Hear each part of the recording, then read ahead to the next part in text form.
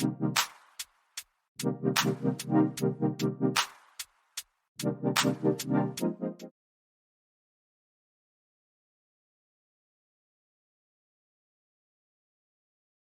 going on, everybody, and welcome to the Other Side of the Firewall podcast, where we talk about the latest and greatest in cybersecurity news, as well as we highlight those movers and shakers and glass ceiling breakers, those people of color who made it to the other side of the proverbial firewall. My name is Ryan Williams, and as always, I'm joined by Shannon Tynes. What's up? What's up? And Daniel Acevedo. How's it going, guys? What's going on? So, welcome to the podcast. Monday, Tuesday are topics. Wednesday, discussion. Thursdays, Ask a Say Says P. I have a really good one coming up with Matthew Hale. And then Fridays, everything else, movies, books, games, all that good stuff. But without further ado, I give it to Shannon. All right, everybody. So this article comes from cybersecuritynews.com, and it's written by Tushar Subradutta. All right, and the title of this one is New Scareware Attack Targeting Mobile Users to Deploy Malicious Antivirus Apps. So here's the thing. They call this a new scareware attack, but this is not new, right? Like, this is something that we've seen before. I think what's new is the fact that it's moved on to mobile devices, but this is an oldie but a goodie, right? Like, this is the one they used to get the old folks with back in the day, where you get the pop-up that says, you know, your antivirus, or you need antivirus, or your antivirus is out of date or something like that, and you click on the link, and then you end up putting your credit card information in to buy some antivirus. That's not real antivirus, right? Like, that's what it is. But I think it's just the fact that it's moved on to mobile, right? And as with everything, stuff like this is cyclical, right? Like, it works. It was a tried and true thing that worked.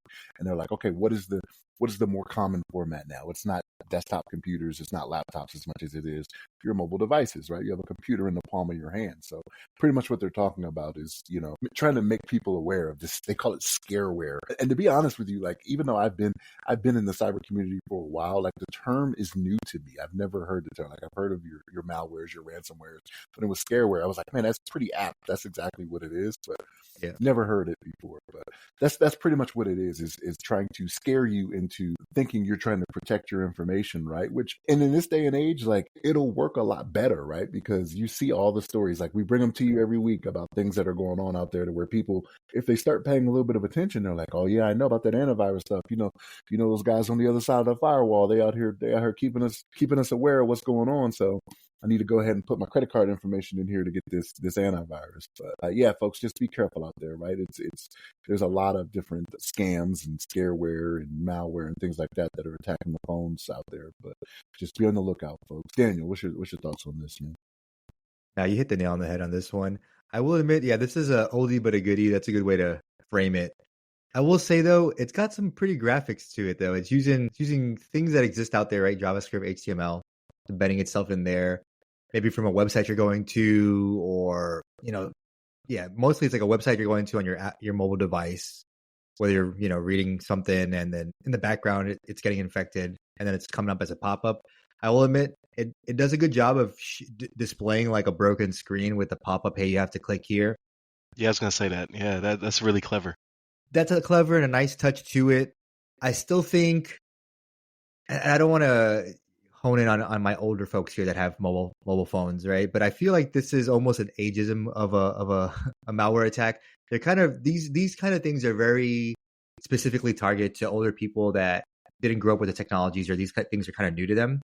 Just as phishingware and spamware, like calling your getting a call and being like, hey, this is so and so.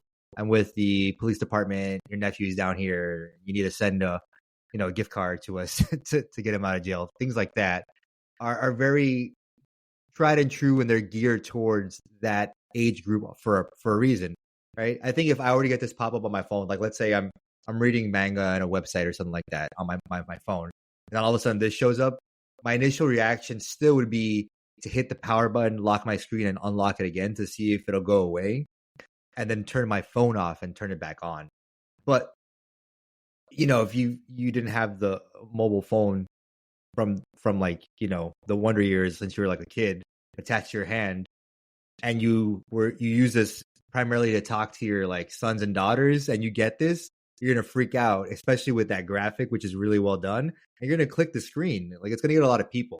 Like, I can see this package of what this tried and true method to be very, very successful in almost all age groups, but specifically target to that older one. Just, you know, listen to the other side of firewall. We know what we're talking about here. If this comes up, shut your phone off, turn it back on again. more than likely to go away. Stop going to these less than legit websites to read or watch movies, and you probably wouldn't get these also. So those are my two big pieces of advice for this. But what are your thoughts, Ryan?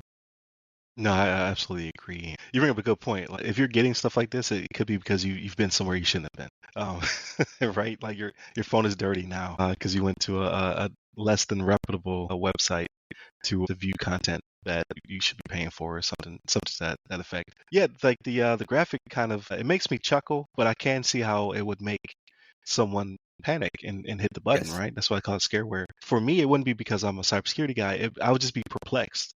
I would be like, when did my screen get cracked? And Yeah. how come this graphic is fine, but the screen underneath it is broken? Like it would throw off red flags, not because of cybersecurity, but just like I would be like, what is going on?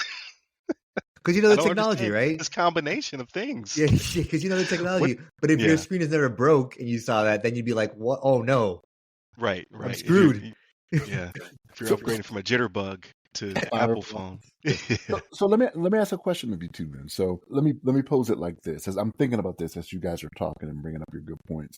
So the older generation that they're going after, right? So like when this was really prevalent, let's say 20 years ago, like are we saying those people were 30, 35 years old, right? Like it shouldn't be new to them 20 years later, right? They've seen this before somewhere where they probably would have been a little bit more sophisticated on it, right? So where is the age out? Like at what age is it to where it's like when it comes around again, it's like, okay, have people just forgotten in another 20 years when it's happening on our, our wrist dial phones that are implanted in our wrist, Right, 20 years from embedded. now? The Yeah, chip in my brain. yeah, I exactly, Yeah. think right? it'll get repackaged. I think it gets repackaged, right? It comes presented in a different way, kind of like this one with this screen cracking thing, even though the pop up is perfectly fine. But I think it just gets repackaged in a different solution. It's used in a different avenue, like you said, with the mobile devices, and then it kind of gets a new spin for a little bit, and then people kind of Mhm. catch on.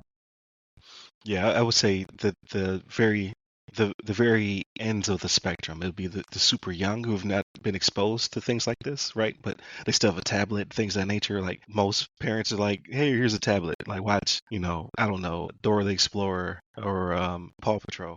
And then the very much older people who just aren't tech savvy. I think anybody in between is going to be like, "What the hell is happening? What is this?" Um, and they probably will be like, I shouldn't have went to, site whatever. I, I did this to me. So Give, I think give that's, give it time, and it'll be the regular sites people are on it. Be like, oh, I should have left X alone. You know what I mean? Like that's yeah, that's what's going to start happening. it's coming, it's dumpster fire of a platform. I'm still on it though. So there's something, because you get information so fast, right? I'm getting it straight from the horse's mouth. Like these people are tweeting me before they sign executive orders. Again, a crazy world. You'd have to wait until the nightly news told you, right? Back in the 1980s, there was a time where someone read you the news every night. They didn't put a biased spin on it. They just simply read you the facts and let you make your own decisions. Those days are now gone. So sorry to you. But um, I think it'll be those type of demographics.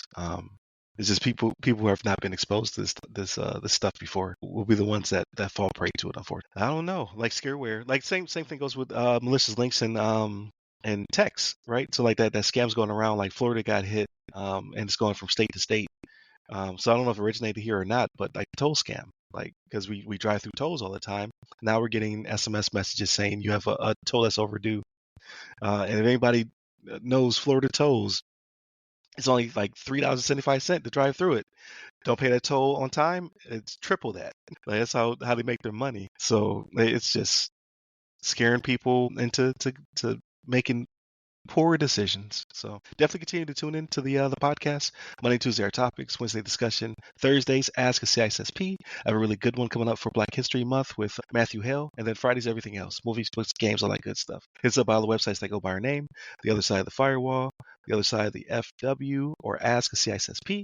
Hit me up personally. I'm at RyRy Security Guy. That's RYRY Security Guy, pretty much on all the platforms. But LinkedIn is where I'm most active. And where can they find you, Daniel? LinkedIn under my name, Daniel Acevedo. There it is. Stay safe. Stay secure.